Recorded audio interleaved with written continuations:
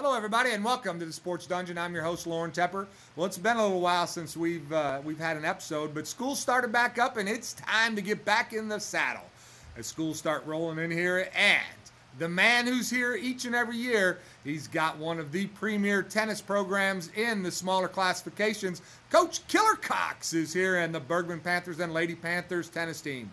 Someday I'll get his brother in here, as he has one of the premier upper classification teams, as Coach Cox is the Harrison Goblins and Lady Goblins tennis coach. Someday we'll get the brothers on here, and I'll be able to see who can smash wits with each other. See, it's pretty funny, isn't it? Let's talk about some things going on. Hometown TV is all excited. Live high school athletics is coming back this Friday night. We'll be at Mountain Home and Bomber Stadium as Rogers comes to take on the Bombers. Hometown TV will be there. We have put out on our Facebook page all of our high school live football games this year from week 1 all the way to week 10.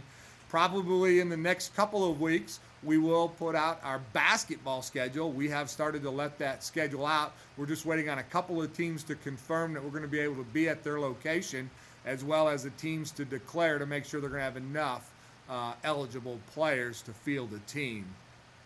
So once we have all that information, we'll go ahead and put you out on that schedule available to you. But there are some highlights of who we got. Since Bergman's here, I'll mention them right now. Bergman and Yellville game is on the schedule. Also the Valley Bergman game, as usual, like we did a year ago. That was standing room only in both locations. And we'll definitely be at Valley Springs on November 20th when they play each other.